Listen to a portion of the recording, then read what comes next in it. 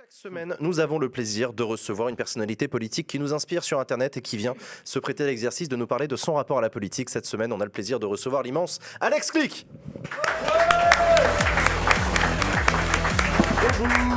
Salut, salut.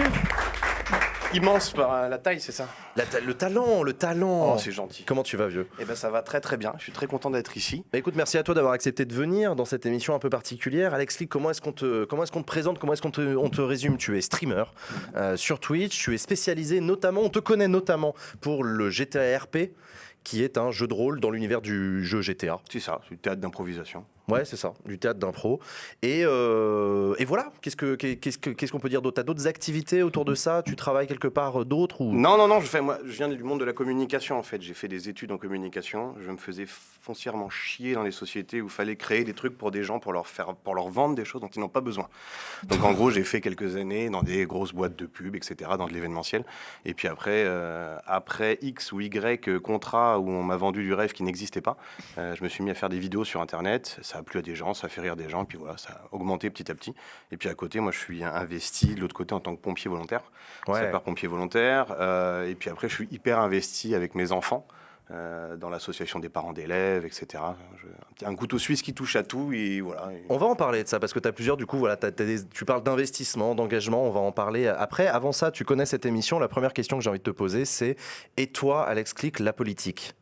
Dans ta vie à toi, ça a quelle place? Elle a la place, elle a le goût de ce entre-deux tours, en fait. Vraiment, parce qu'en fait, moi, mon rapport à la politique, il est que j'exècre au plus haut point l'extrême droite.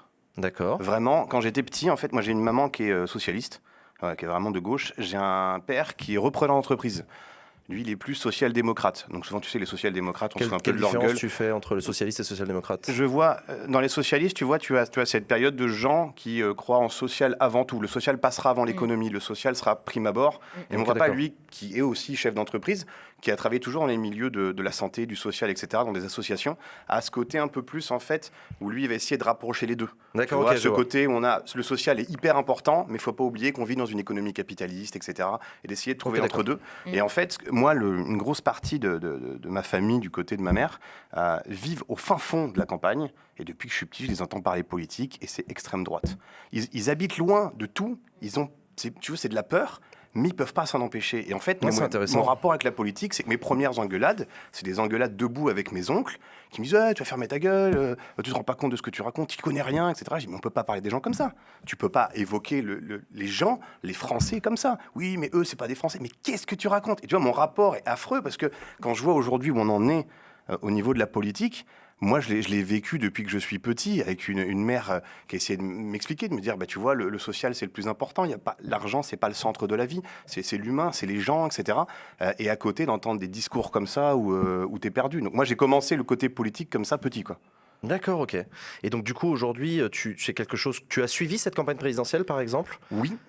Alors, tu l'as suivi comment? T'as regardé des émissions de télé, t'as lu des articles, t'as lu des programmes, t'as regardé des streams, t'as fait quoi? Moi, j'ai regardé un petit peu tout, et aussi bien côté médias traditionnels que côté Twitch, où il y a eu pas mal d'émissions, il y a eu pas mal de personnes différentes qui ont animé des choses. J'ai eu l'impression que l'information n'était pas traitée de la même manière du tout. Et notamment sur certains médias, où j'ai eu l'impression, en fait, que aujourd'hui, ils ont un rôle qu'on ne montre pas assez. Où certains médias vont mettre en avant des partis plus que d'autres, sans traiter l'information en elle-même. Et je trouve ça dommage. Maintenant, après... Ok, d'accord. Je pense aux chaînes d'infos en continu. D'accord. Ok, d'accord. Et donc, du coup... Mais je pense aussi, j'entendais tout à l'heure, Hanouna, c'est le principe. Comment on peut aujourd'hui permettre d'avoir 2-3 invités par jour qui sont des invités qui aujourd'hui vont prôner aucune valeur positive, aucune valeur de construction. Moi, je suis un peu je vais passer pour... Je suis pas la politique, tu sais, quand tu parles des gens ou des influenceurs, tu dis oui, ils sont souvent apolitiques, les mecs sont donc de droite mais veulent pas le dire parce qu'ils ont du pognon, donc ils disent rien, etc. C'est comme ça que tu le vois, toi? Moi, ouais, pour beaucoup, parce qu'aujourd'hui, tu es dans une société où la moitié te disent il faut pas parler politique, Et l'autre moitié te dit si, tu es obligé d'être engagé, tu dois dire ce que tu penses. Alors les autres vont te dire bah non, moi je veux pas dire pour qui je vote, c'est pas mon rôle, moi je divertis. Et les autres vont te prendre à partie. Et si quand même, tu es une personne, tu dois dire quand même ce que tu penses. Et donc tu as cet entre-deux-là qui fait qu'aujourd'hui... Et toi, tu te positionnes comment dans ton contenu, dans ce que tu fais? C'est quoi ton juste milieu? Moi, mon juste milieu, aujourd'hui, je trouve que la politique ne ressemble à rien. C'est-à-dire qu'on voit des gens qui passent leur temps à dire si c'est moi le prochain élu, je vous montrerai comment je fais, mais en attendant, je vais cracher sur celui qui est. Et on fonctionne toujours sur ce même principe-là. C'est-à-dire qu'aujourd'hui, on a des partis politiques qui ne travaillent pas ensemble, qui ne vont pas avancer ensemble. Alors, il y a des moments où des gens qui ne peuvent pas travailler ensemble, mais tu te rends compte quand même qu'aujourd'hui, moi, mon avis, c'est que tu prends Emmanuel Macron, qu'est-ce qui a marché il y a 5 ans ? Moi, de mon goût à moi, c'est qu'il a su, à un moment donné, vendre une espèce de grosse publicité, de dire, écoutez, je suis le social-démocrate que tout le monde attend, toutes les valeurs sociales, je les ai, mais j'ai la vision de l'économie et je suis capable de vous emmener. Et je tout vais le monde, et moi le premier, et cette promesse-là, tu sautes dedans, tu dis, ah putain, j'ai trouvé un mec, il a tout compris. C'est ce que disait tout à l'heure Usul sur le... Je ne sais pas si tu l'as entendu, qui expliquait le récit. La capacité à projeter un récit, à dire quelque chose du monde, de le placer dans un contexte et à montrer aux gens la direction dans laquelle tu vas. Toi, ce que tu dis, c'est que c'est quelque chose auquel tu es sensible. Mais pas que celui de Macron. Il y a un récit de progrès, un récit européen, de dynamisme économique et aussi d'ouverture culturelle au début chez Macron. De réconciliation. Ouais. Entre des Alors, maintenant, je te parle du Macron de 5 ans, je parle de bien d'accord. 2017. Entre-temps, les choses ont évolué, mais je trouve dommage qu'aujourd'hui, le débat politique ne soit pas centré que sur les idées, les avancées que les hommes ou les femmes politiques peuvent faire, mais d'avoir en fait ce côté du écoutez, lui ce qu'il fait actuellement c'est de la merde, si je suis élu je vous montre ce que je fais. Et c'est un peu dommage parce qu'il y aurait sûrement du travail à faire chez les hommes et les femmes politiques. Tu as à l'international des pays qui le font, où quand tu es élu, le second et le troisième doivent travailler avec toi. Ils n'ont pas le choix, ils doivent avancer. En France, on ne le fait pas du tout. Tu sors de la logique, tu as aussi tu sors des de la pays logique où très conflictuelle. C'est ça, et tu es obligé d'avancer. Tu peux pas simplement parler pour parler et être capable. On aurait dû passer une 6ème République, en fait, où on change les institutions. C'est nos institutions qui produisent ça, en fait. Parce que nos institutions et notre culture politique aussi. C'est-à-dire que qui est très verticale, en fait. Qui est très verticale, mais qui est le fruit de l'histoire, où on a mal vécu par le passé des périodes qui étaient trop parlementaristes. En tout cas, c'est comme ça que ça a été perçu. Sacha, tu avais une question. En t'entendant comme ça, tu as l'air d'être un désillusionné de la politique, de la chose politique, de l'élection. T'as voté du coup au premier tour, tu vas voter au deuxième tour? J'ai voté au premier tour, je voterai au deuxième aussi. C'est ancré chez toi le comportement de vote? Oui, moi je... Après, il y a des gens qui ne votent pas, tu te rends compte qu'un quart des Français n'ont pas voté, et sur les votants, un tiers extrême droite. Donc il y a un malaise, il y a quelque chose qui ne va pas. Et le problème, c'est que dès que les gens... Il y a ce jugement, la plupart des gens qui disent oui, tu as plein de gens, plein d'influenceurs, c'est infaisable. Tous les influenceurs te disent je suis profondément de gauche. C'est faux, la plupart n'ont pas des comportements de gauche, n'ont pas des comportements sociaux. Et aujourd'hui, à un moment donné, en fait, c'est devenu tellement important l'image que tous les gens qui vont passer dans différents médias ont, que tu as d'abord ce filtre devant toi. Je trouve qu'il y a une dictature des influenceurs de gauche, qu'on les voit trop, qu'ils le ramènent trop. C'est vrai qu'il y a eu... Non, mais ça a discuté de ça juste avant le premier tour, où il y a beaucoup de gens qui ont dit moi Mélenchon, et c'est vrai que j'ai entendu des gens dire lui Mélenchon, attends, il se comporte pas de manière... Alors après, bon, la politique, c'est pas seulement les comportements individuels, c'est justement où est-ce qu'on veut emmener le pays, dans quelle société on préférerait vivre. Après, nous-mêmes, on a des comportements qui sont structurés par le pays dans lequel on vit déjà, l'éducation qu'on a déjà eue. Parfois, on peut être sensible aussi à des valeurs de compétition, d'égoïsme, parce que c'est les valeurs dominantes. Donc on peut évidemment. Mais donc du coup, toi, t'as saoulé la période où tout le monde était là, Mélenchon? Non, c'est l'inverse. Ça me saoule pas d'entendre des gens parler de politique. Ce qui me saoule, en fait, c'est d'être pris à partie, ou moi ou d'autres, en disant tu t'es pas placé. C'est inadmissible dans ce pays, tu dois te placer, tu dois penser comme si tu votes à droite, attention, on va tous te tomber dessus, si tu votes à gauche, c'est bien. Et en fait, on arrive sur ce moment où tu ne peux plus avoir une question d'idée, mais tu dois d'abord te placer. Et ce placement est devenu en fait primordial sur le reste. Ouais, je vois ce que tu veux dire, c'est l'étiquetage, on doit te mettre dans une case. C'est pour toi. Ouais, c'est ça. Ça, c'est sûr, ouais. Oui. Moi, on me place partout, d'ailleurs, ça me fait plaisir. Moi, je voudrais qu'on en parle de ça quand même. Tu es pompier volontaire. Oui. Tu es engagé, pompier volontaire. D'ailleurs, tu es engagé, mais tu le vis comment? Comme un engagement? C'est un engagement, c'est un contrat que tu signes pour 5 ans, reconductible avec... Bénévole? Oui, bénévole. En fait, le maillage pour français. Ceux qui nous écoutent et qui ne connaissent pas, tu peux le nous en maillage parler français aujourd'hui, les casernes de pompiers dans les grandes villes sont en fait des pompiers professionnels qui passent un concours et qui ont une formation. Et tout le reste, ce sont des pompiers volontaires. 70% aujourd'hui des pompiers. Tu as une formation sur un mois à peu près. Et puis après, en fait, tu es chez toi ou au travail, tu es bipé, tu pars en interne. Donc une fois sur deux, quand tu as des pompiers qui viennent chez toi en campagne ou même en ville, régulièrement, c'est des pompiers volontaires. Ouais. Et donc c'est du bénévolat, ce sont des gens engagés qui... Alors ça peut être rémunéré ou défrayé? C'est rémunéré parce que c'est obligatoire, c'est rémunéré 80-90 centimes de l'heure. Je suis maintenant multimilliardaire grâce à ça. Non, il faut le savoir, parce que je vois les yeux de Jules. Je savais pas moi, que c'était si mal payé. Tu le fais pas pour l'argent, après tu es payé en intervention 7 € de l'heure ou un truc comme ça. En inter, oui. Mais c'est quand tu es en veille que tu es à 1 € de l'heure en veille. Okay. Voilà, et tu fais à peu près 140 heures de veille par mois où tu es prêt à décaler. D'accord. Et aujourd'hui, 140 Ouais. C'est énorme. Donc c'est des heures de perme où tu c'est peux des heures où tu peux. Je compte très mal, ça fait combien par semaine? Ça fait un 35 heures. Quand même, ouais. Voilà, et donc c'est la nuit La nuit, le jour, chacun fait comme il peut. Tu travailles 2 jours, tu vas te mettre la nuit. Tu travailles chez toi avec le télétravail. Il y en avait un paquet qui pouvaient en journée. Ou l'État. Alors c'est pas l'État parce qu'après ça dépend de chaque département. C'est vraiment départemental, les pompiers, les SDIS. Donc après, c'est les impôts locaux qui sont retravaillés par les élus, etc. Donc il y a tout un travail de fait là-dessus. Qu'est-ce qui t'a amené à devenir pompier volontaire? C'est un truc de famille? Pas du tout. Alors comment? Explique-moi, ça m'intéresse. Moi, j'ai grandi dans le sud où les pompiers, c'est un peu légion. Ça combat le feu, etc. Tu es toujours là. Ah oui, il y a plein de feux. Il y a plein de feux dans le sud, c'est logique. Et moi, j'ai grandi là-dedans. Et puis, j'avais envie, en fait, de sauter le pas et de venir aider les gens. Donc après, je me suis engagé. Et tu le vois comme un engagement d'ordre citoyen, d'ordre politique, d'ordre juste, ça peut être de la franche camaraderie aussi avec les copains de la caserne. Enfin, tu vois, il y a pas la troisième mi-temps. Ouais. Il y a plein de raisons de s'engager. Non, je veux dire, c'est que t'es pas obligé de me dire. Citoyen parce que le maillage français aujourd'hui est un des seuls à fonctionner comme ça. Le maillage américain et même anglo-saxon est largement différent. Et aujourd'hui, si tu n'as pas de gens qui s'engagent, qui sautent le pas, en fait, il y a une désertification des casernes de pompiers. Et donc, le taux d'intervention, la durée entre le moment où tu appelles pour un accident, pour un malaise ou autre, et le moment où on intervient, il s'allonge. Donc, aujourd'hui, la plupart des casernes en France manquent de pompiers. Et c'est là où la plupart des candidats, aujourd'hui, sont venus voir les pompiers pendant ces élections pour venir nous vendre à tous un nouveau système, etc. Parce que le système qu'on a, nous, actuellement, ne nous convient pas, puisqu'on nous emmène vers un système où, aujourd'hui, on nous impose le système à l'américaine ou à l'anglaise qu'on devrait avoir petit à petit, c'est-à-dire un choix de 2 carrières, une carrière en fireman, uniquement ceux qui éteignent le feu, et une carrière en fait en médic. Sauf qu'en France, c'est infaisable déjà parce que aujourd'hui, 60 à 70% des interventions, c'est du secours à personne et c'est aussi beaucoup de gens que tu trouves dans une détresse émotionnelle énorme. Après le Covid, on s'est retrouvé des fois avec 3 interventions de suicide par jour. Quand on a bouffé 3 dans ta journée, tu commences à encaisser un petit peu. Et puis avec des gens de tout milieu en fait, parce que tu n'avais pas que les gens, t'avais pas que les milieux démunis. Moi, je suis tombé des fois sur des interventions de tentatives de suicide. Un chef d'entreprise qui a tout monté, une petite PME, etc., qui a tout perdu à cause du Covid, mais qui a essayé de se foutre en l'air. Donc tu te retrouves de toute façon, quand les pompiers arrivent, c'est là où personne ne veut aller, dans une détresse absolue, que ce soit du feu ou autre en fait. Et aujourd'hui, ce maillage, on n'en veut pas, parce que c'est un maillage qui est européen, ils veulent mettre en place, mais qui ne s'accorde pas au maillage français. Ça a fait débat au Sénat, on avait suivi ça sur ma chaîne, etc., des sénateurs qui s'étaient émus d'une directive européenne et de sa transposition en droit français qui impliquait. Mais c'est vrai que j'avais entendu le gouvernement dire attendez, rassurez-vous, on va trouver une solution.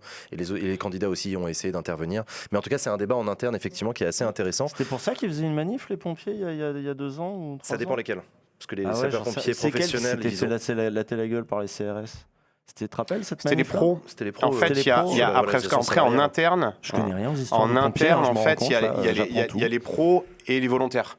Et donc les pros, eux, c'est de la carrière. Donc eux, en fait, ils veulent une retraite plus tôt, ils veulent tout ce que tout le monde veut quand tu es salarié. Et les volontaires, nous, en fait, il faut qu'on fasse 15 ans pour commencer à toucher un peu de pépette à la retraite. Tant que tu n'as pas fêté 15 ans, merci, c'est un très beau service rendu à la nation, merci à vous. Ça cotise que dalle. Ça cotise, alors si tu vas cotiser, mais pas au taux le plus haut. Et donc aujourd'hui, la bataille chez les pompiers, c'est de faire reconnaître que ce qu'on fait, c'est un travail.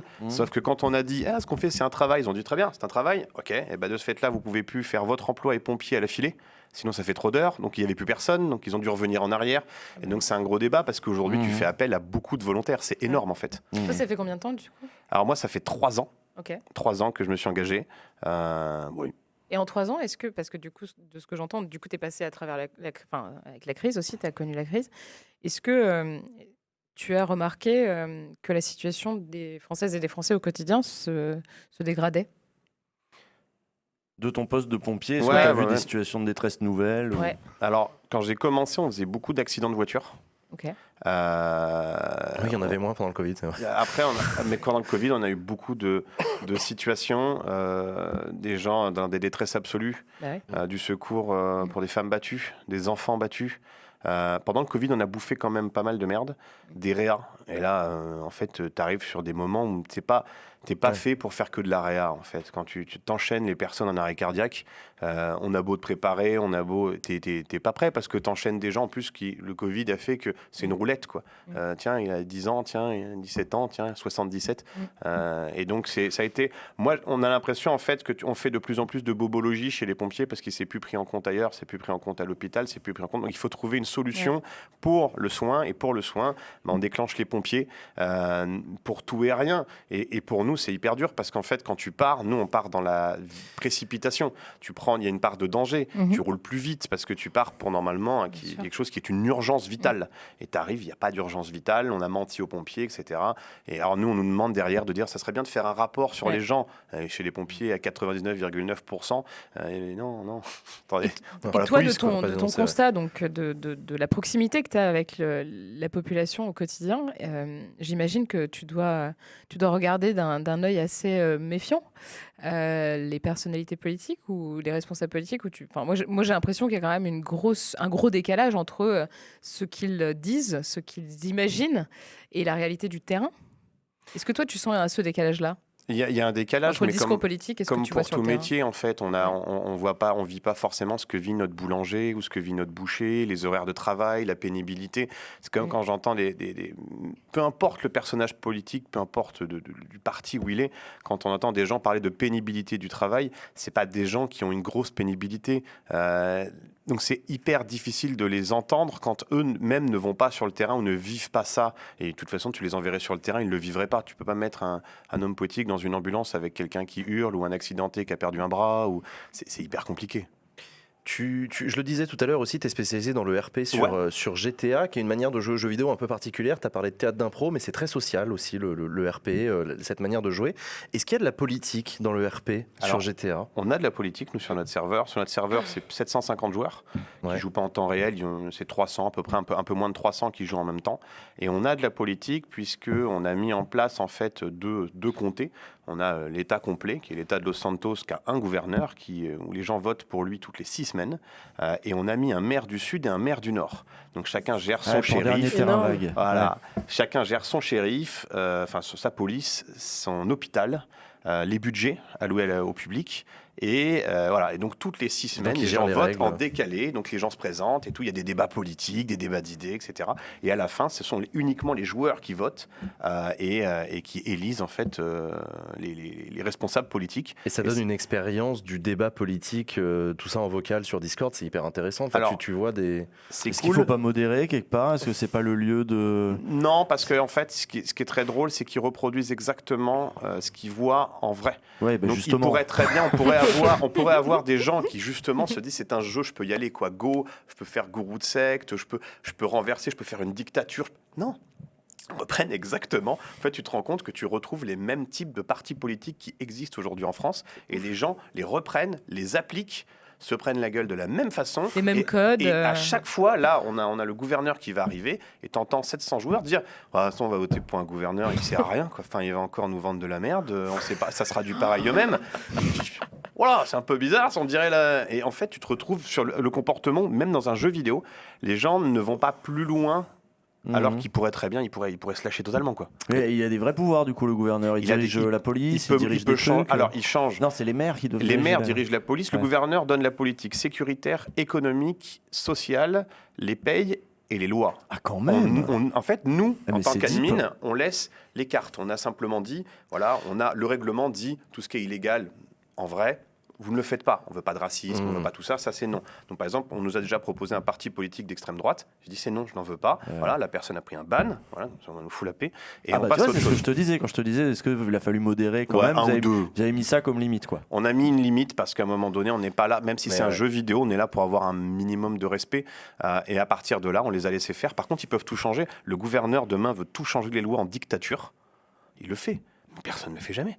Les joueurs, en fait, sont sur le même principe que dans la vraie vie. Ils ont peur de perdre ce qui leur appartient. Et donc, à partir de ce moment-là, ils font métro, boulot, dodo. Et ils vont pas plus loin, ils vont pas essayer de penser à autre chose, d'essayer de modifier les règles dans un sens ou dans un autre. Ils vont aller dans un sens. Au pire, ils vont aider 2-3 criminels parce que c'est des potes. Puis enfin, tu vois. J'avais fait pareil pendant des années. J'avais un serveur Minecraft d'Acropolis à l'époque. Il a été reboot depuis, mais voilà, géré entièrement par les joueurs démocratiquement. Avec nous, on allait beaucoup plus loin parce qu'on avait des lois qui étaient votées, qui étaient débattues avec des amendements, des élections, etc. Mais c'est hyper bien en tout cas. Enfin, moi, je trouve ça super sympa comme type d'expérimentation. Ça fait réfléchir sur la société.